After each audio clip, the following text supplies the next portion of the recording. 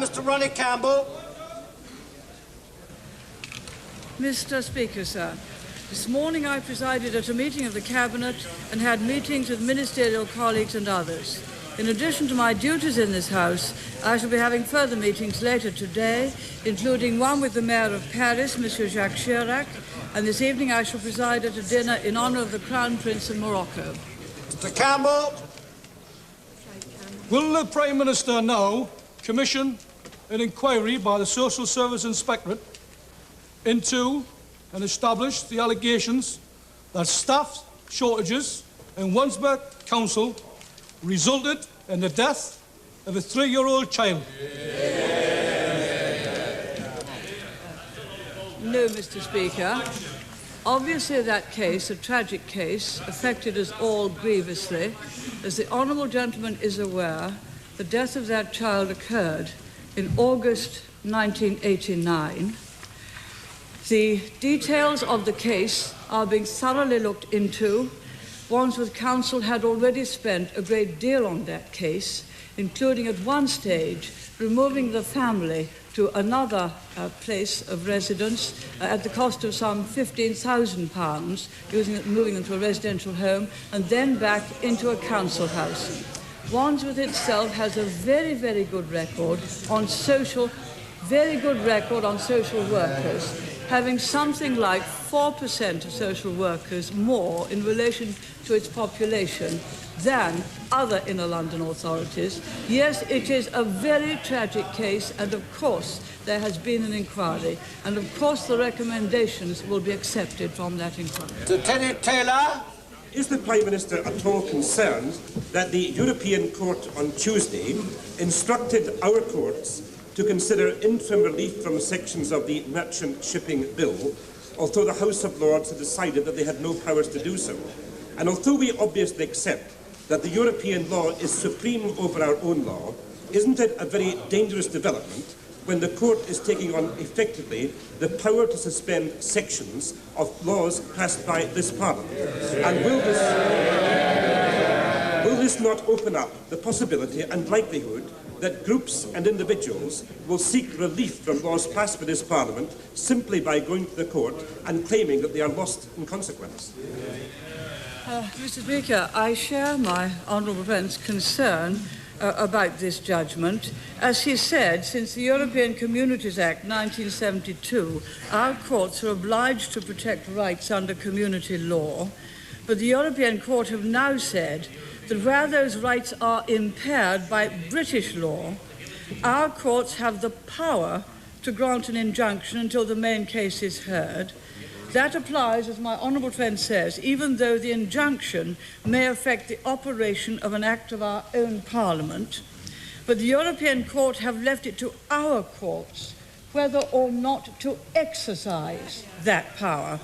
The particular case in question, therefore, now goes back to our own courts to decide whether that power to give interim relief should be used. I may say that we shall be arguing strongly that it should not. And meanwhile, the position as to fishing rights remains quite unchanged. I should point out that the European Court's decision applies to all European countries, not only to the United Kingdom. Mr. Neil Kinnock. Mr. Speaker, does the Prime Minister agree with the statement that the proposals put forward by the Chancellor last night are a very useful intermediate step towards a single European currency, which is the view and indeed the words of the Governor of the Bank of England? Not quite what my right honourable friend, the Chancellor, said. I thought it was... That is not quite what my right honourable friend, the Chancellor, said in a most excellent and constructive speech, which I hope...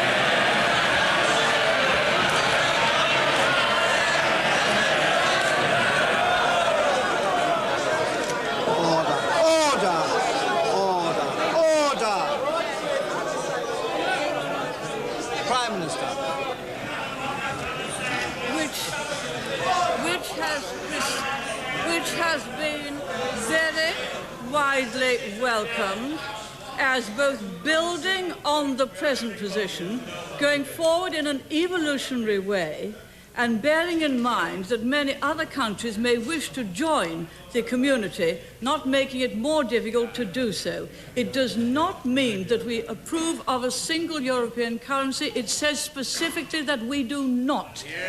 It provides for a common European currency, which each country may use if they wish to do so.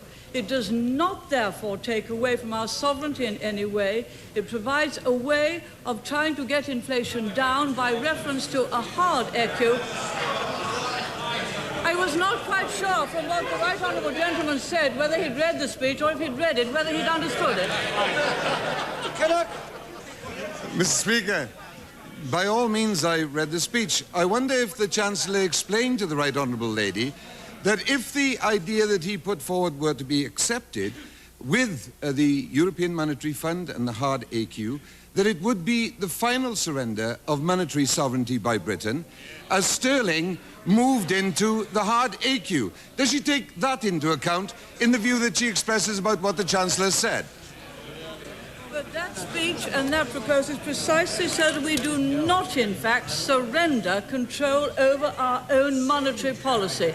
Of course, we wish to use monetary policy in a way that gets inflation down. It does not surrender control over that policy. I'm grateful to the right honourable lady, and these are important matters.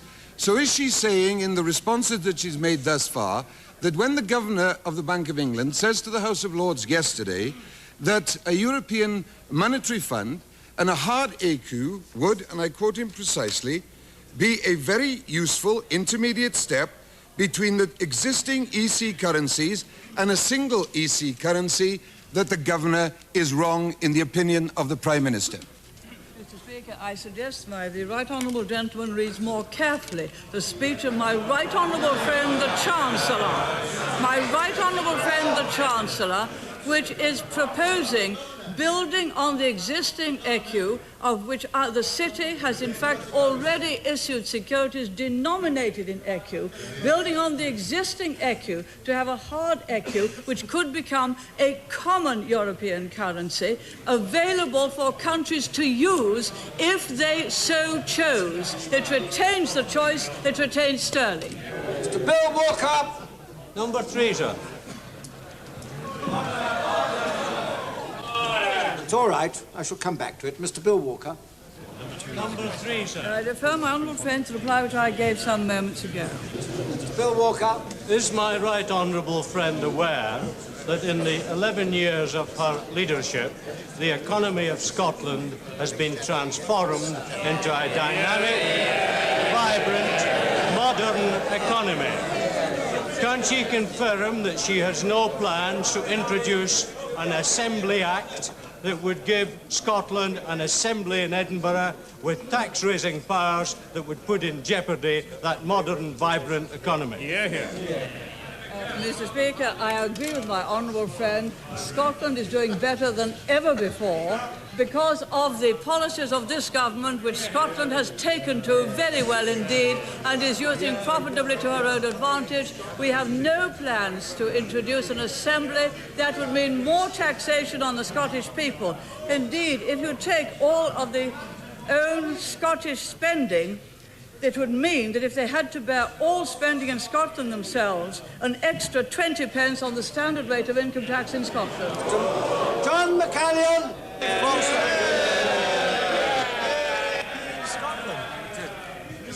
Number 2. I hope to visit the northeast of Scotland later this year. Mr. McCallion. Mr. Speaker, is the Prime Minister aware that the Speedlink rail freight service, which serves the northeast of Scotland, faces closure because of her plans to sell off parts of British Rail? And is she also aware that such a closure will lead to 100,000 tonnes of timber being moved from rail onto road and will create an extra 18,000 lorry movements every year on Scotland's already overcrowded roads? Now, given that these developments make neither sense in economic or in environmental terms, will the Prime Minister accept that this time, the Prime Minister accept that this time the price to be paid by the rest of us for her personal obsession with privatisation is really too high, and that she should instruct British Rail to retain the existing Speedlink services? Mr. Mr. Speaker, well, some of us think when we visit Scotland and travel on her roads that her roads are very, very much better than those down south and not nearly so crowded because she's had an enormous amount spent on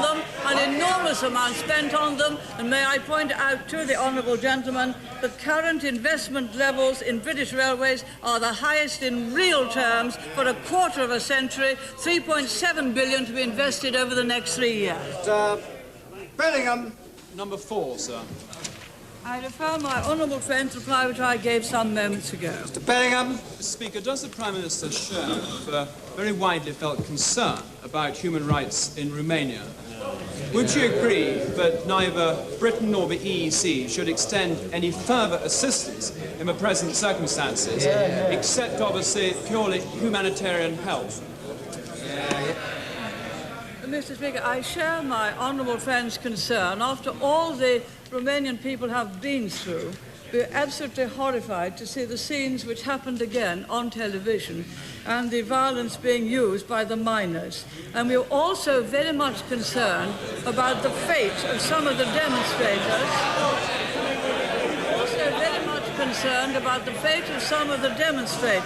Which have been arrested.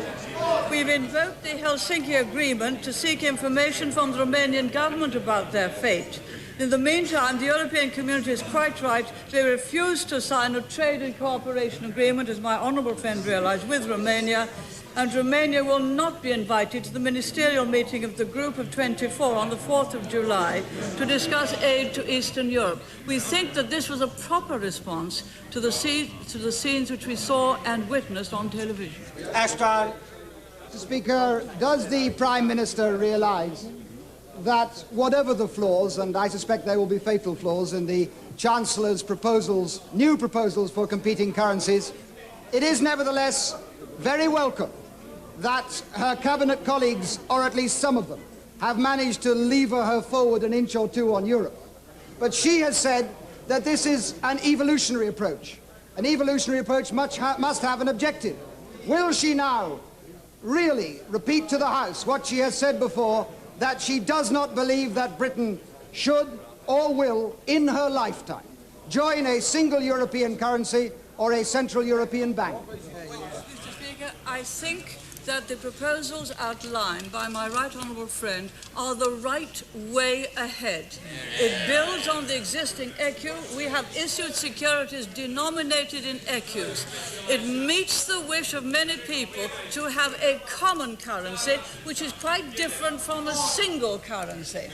It builds a common currency as the new ECU, and that means that those who wish to use that in place of their own currency may. I do not believe we shall. It also provides protection against inflation, and further, it would not be an impediment to many countries from Eastern Europe who may wish to join us later, whereas if we tied ourselves up too closely and in fact relinquished our monetary powers to a central authority, they would not wish to join, and neither should we wish to relinquish the powers of this House. Michael Irvin.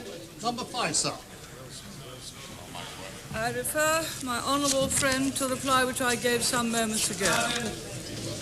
Would my right honourable friend agree that regional airports play a crucial role in stimulating growth in the areas which they serve? And would she therefore join me in expressing astonishment at the crass, blinkered and short-sighted attitude shown by the Labour-controlled Ipswich Borough Council, which are intent on closing down Ipswich Airport, even though no suitable alternative site has yet been found? Yes, Mr. Speaker. The government wishes to see the maximum use of airports in the regions to meet as much local demand as they can attract. And since 1981, we've given borrowing approvals for over £287 million. We have given... Order. The Prime Minister. We have given given borrowing approvals totalling over £287 million for the development of local authority airports. And I hope that a new site can be found quickly for this one. I understand that discussions have already taken place between Suffolk County Council and the Ministry of Defence. Clearly, honourable members opposite aren't in the least bit interested in a new airport for Ipswich. Order! Order! This takes a lot of time and the Prime Minister is seeking to answer the questions. Not interested, Mr. Speaker. Discussions have already taken place between Suffolk County Council and the Ministry of Defence about the possible use of RAF Wattisham. We are interested in regional airports if the opposition are. Business question!